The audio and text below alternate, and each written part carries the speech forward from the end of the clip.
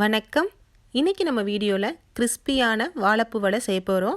இந்த வாழைப்பூ வடை செய்கிறதுக்கு என்னென்ன பொருள்லாம் தேவை, இதை எப்படி பண்ணலாங்கிறத வாங்க வீடியோக்குள்ளே போய் பார்க்கலாம். இப்போ நாம் வாழைப்பூ வடை பண்ணுறதுக்கு வாழைப்பூ ரெடி பண்ணிக்கலாம். அதுக்காக 1 கப் அளவுக்கு தண்ணி எடுத்து இதில் 1 டேபிள் ஸ்பூன் அளவுக்கு தயிரை சேர்த்துக்கிறேன். நல்லா நம்ம தண்ணியில் இப்போ கரைச்சி எடுத்துக்கலாம். அதை அதிகமாக தயிர் சேர்க்கணும்னு அவசியம் இல்லை. நீங்கள் கொஞ்சமாக சேர்த்து தண்ணியில் கலந்துக்கிட்டாலே போதுமானதாக இருக்கும். இது நம்ம வாழைப்பூ நிறம் மாறாமல் இருக்கிறதுக்காக தான் இந்த மாதிரி செய்கிறோம். ஒருவேளை உங்கள்கிட்ட தயிர் இல்லை அப்படின்னா நம்ம பாலில் கூட நம்ம கலந்துக்கலாம்.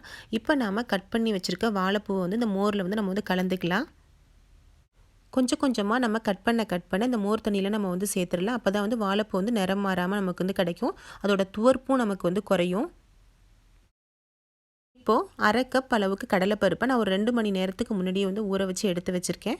நம்ம 2லேருந்து 3 மணி நேரத்துக்கு கடலைப்பருப்பு ஊற வச்சா போதுமானதாக இருக்கும். கரெக்டான அளவில் நமக்கு நல்ல கிறிஸ்பியாக வடை கிடைக்கும். இப்போ நம்ம அதில் உள்ள தண்ணி எல்லாத்தையுமே நல்லா இருத்துடலாம். கொஞ்சம் கூட தண்ணி இல்லாமல் கடலைப்பருப்பை மட்டும் நம்ம எடுத்து மிக்ஸி ஜாரில் சேர்த்துருவோம். இப்போ பருப்பு கூட 2 காஞ்ச மிளகாய் சேர்த்துக்கிறேன். உங்களுடைய காரத்துக்கு தகுந்த மாதிரி நீங்கள் மிளகாய் சேர்த்துக்கோங்க.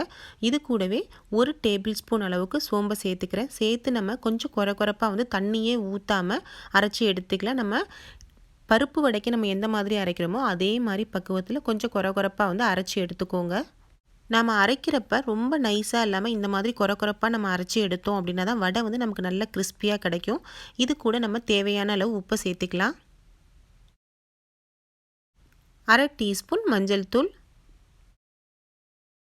3 பல்லு பூண்டு, சின்ன பீஸ் இஞ்சி, ஒரு 5 மிளகு, இது எல்லாத்தையுமே 1 2மா உரலில் போட்டு தட்டி எடுத்து வச்சுருக்கேன். இந்த மாதிரி நம்ம தட்டி சேர்த்தோம் அப்படின்னா ரொம்பவே வாசமாக இருக்கும். இது கூடவே ஒரு பெரிய வெங்காயத்தை பொடியாக கட் பண்ணி எடுத்திருக்கேன். கொஞ்சம் கொத்தமல்லி இலை, 1/2 கப் அளவுக்கு தேங்காய் துருவலை சேர்க்குறேன். நம்ம வாழைப்பூ வடை செய்கிறப்ப தேங்காய் பூ துருவல் சேர்த்தோம் அப்படின்னா கசப்பே தெரியாமல் நமக்கு நல்லாயிருக்கும் வடை. இப்போ நம்ம எடுத்து வச்ச எல்லா பொருளையும் சேர்த்துக்கலாம். இப்போ மோரில் ஊற வச்ச வாழைப்பூவை நல்லா தண்ணியை பிழிஞ்சிட்டு நம்ம இதில் சேர்த்துக்குவோம். நாம் தேங்காய் பூ துருவெல்லாம் சேர்க்குறதுனால கொஞ்சம் கூட நமக்கு துவர்ப்பே இல்லாமல் வடை இருக்கும். ஒருவேளை நீங்கள் எடுத்திருக்க வாழைப்பூ அதிகமான அளவில் துவர்ப்பு இருந்துச்சு அப்படின்னா அதை நம்ம இட்லி பாத்திரத்தில் கூட வச்சு நம்ம வேக வச்சு எடுத்துக்கலாம். இப்போ இது கூட நம்ம நல்ல கிறிஸ்பியாக இருக்கிறதுக்காக 1 டீஸ்பூன் அளவுக்கு அரிசி மாவை சேர்க்குறேன். ஒருவேளை உங்கள்கிட்ட அரிசி மாவு இல்லை அப்படின்னா நம்ம கடலைப்பருப்பை ஊற வைக்கிறப்பவே ஒரு 2 டேபிள் ஸ்பூன் அளவுக்கு நம்ம பச்சரிசியோ இல்லை புழுங்கலரிசியோ சேர்த்து நம்ம ஊற வச்சுக்கலாம்.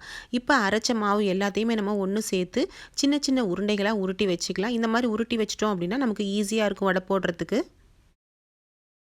உருட்டி வச்ச உருண்டைகளை நம்ம இந்த மாதிரி சின்ன சின்ன வடைங்களாக உள்ளங்கையில் வச்சு தட்டி எடுத்துக்கலாம். இப்போ நல்லா எண்ணெய் காஞ்சிருச்சு. இதில் எண்ணெயில் போட்டு நம்ம பொரிச்சு எடுத்துருவோம்.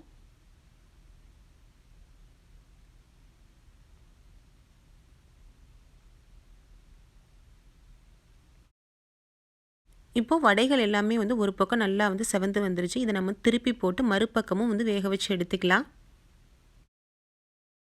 2 பக்கமுமே நல்லா வெந்து நல்லா பொன்னிறமாக வடை வர ஆரம்பிச்சிருச்சு. இந்த ஸ்டேஜில் நம்ம இதை எடுத்து பிளேட்டுக்கு மாற்றிடுவோம். எல்லா வடைகளையுமே நம்ம இப்போ எடுத்தாச்சு. மீதம் இருக்க மாவையும் நம்ம சின்ன சின்ன வடைகளாக நம்ம தட்டி தான் போட்டு எடுத்துடலாம். இப்போ நாம் சூப்பராக கிறிஸ்பியான ஹெல்தியான வாழைப்பூ மசால் வடை நம்ம ரெடி பண்ணியாச்சு. ஃப்ரெண்ட்ஸ், உங்களுக்கு இந்த வீடியோ பிடிச்சிருந்துச்சுன்னா லைக் பண்ணுங்கள், உங்கள் நண்பர்களுக்கெல்லாம் ஷேர் பண்ணுங்கள். கூடவே எங்கள் சேனலை மறக்காமல் சப்ஸ்கிரைப் பண்ணுங்கள். தேங்க்யூ.